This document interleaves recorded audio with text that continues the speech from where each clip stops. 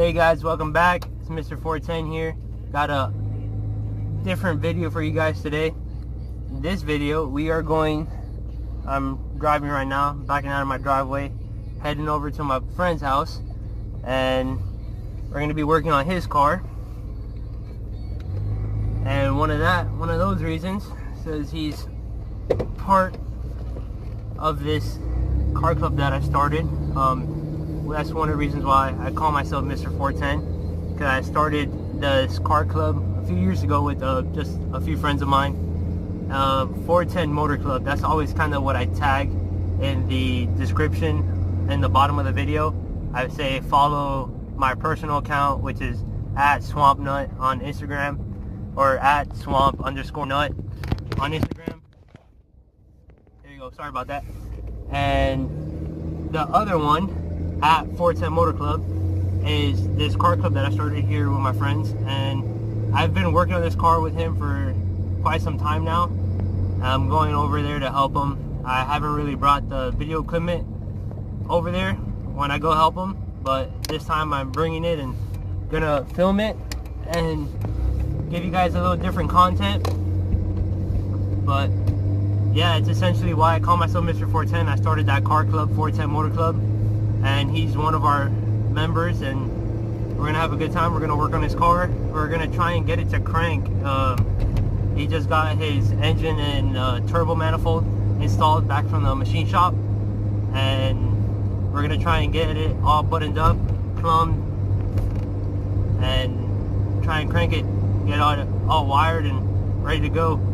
So this, I believe, is, don't quote me on the year, it's either anywhere from 92 to 95, anywhere in there. It's a E36, it's a BMW E36, and the engine has forged internals, the head is decked and ported and polished and all that good stuff, and it's getting a turbo. So the specs on the engine now is pretty much a stock 2J, so it has the same bore, same stroke, same compression as a stock 2J. It's an inline 6, so it's pretty much a German 2J, and we're putting I believe it's an HX40 on it, and it's gonna be a fun little car when it gets it all done and buttoned up.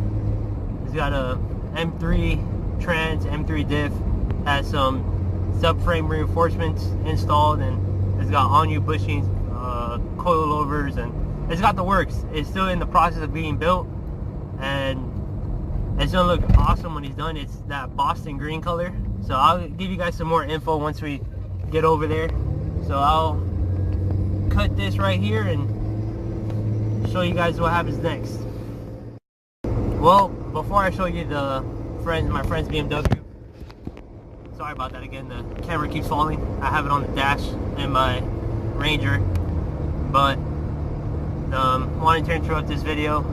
So I was filming another video about installing some stuff on the Comanche, because I was upgrading it from some issues that I had when I took it out wheeling and mudding and stuff. It was running a little warm, so I was installing a fan.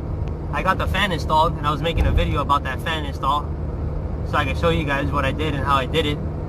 But in the process, I took it out for a drive after I got the fan installed, and the Jeep caught on fire.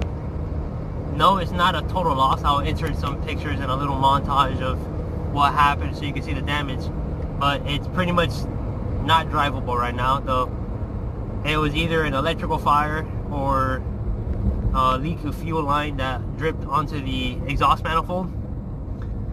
But a lot of the sensors, the wiring harness, and a lot of the cables are roasted on the engine bay, the driver rear corner, so the closest to the firewall, kind of caught on fire. I saw smoke coming out from under the hood. I jumped out, and someone that was on the road with me saw it, ran out, handed me a fire extinguisher. I was able to get it out in time. So it's not a total loss. The Jeep didn't burn down to the ground. It's not as bad as it sounds when you tell someone that the Jeep burned down, but it's not running right now. I'm trying to figure out what I'm going to do. Probably going to just replace what was burnt and keep going, because that'll be the cheapest and fastest route, so I can keep making content for you guys. But yeah, I just want to give you guys, that's why I'm making this video, So the Jeep's gonna be out of commission for a while as I gather some parts and stuff to redo that. So sorry about that. I know you guys, some of you guys are here just for the Jeep, but I'll get back to it. So here are some pictures. You can kind of see the damage to the Jeep after the fire, and it kind of took place in that driver's corner right there. I just started seeing smoke come from under the hood, but as you can see, a lot of the wiring harnesses fried, a lot of the sensors, a lot of the vacuum lines are gone because they're all just melted away. So right here, pulled up to my friend's house, and his car is in pieces. So we're gonna get to it. Hey, bro. This is my friend's house. That's my friend Marcelo. This is his friend Seabass, and this is the car. E36 Turbo Build. There's the HX40. It's in pieces. Here's the car. It's in pieces, and we're gonna try and get it to crank tonight. Are we? Let's make it happen. So I have to have to bolt the turbo on, bolt the wastegate on, downpipe, reattach the transmission, the rest of the exhaust, vacuum hoses, intake, fuel, and then, well, that's basically it to start it and crank it. But to drive it is, clutch, bleeding, and some other stuff. So yeah. Oh, nice. When it's done, it should be the fastest car in the club. 100%. If it doesn't break. Alright, so quick little update. Turbo's back together. We're putting the oil feed and the oil drain flanges on. We're going to get it mounted. We're just looking for some bolts to bolt it in. We're going to take off that tape right now. The engine mounts are bolted down and tightened. The trans stuff is being worked on right now. We're 3 guys trying to do 4 things at once, so it's a process.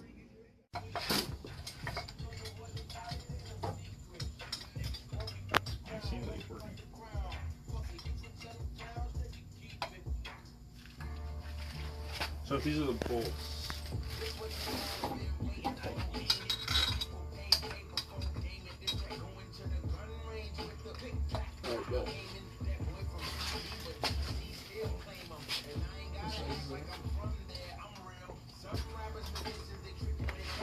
I think they're 10. They're either 10 or, yeah. So the trans brace and the mounts are tightened and bolted down, getting the AC bracket put on. And we're gonna keep burning the midnight oil. It got dark on us pretty quick, so we're gonna keep working on this.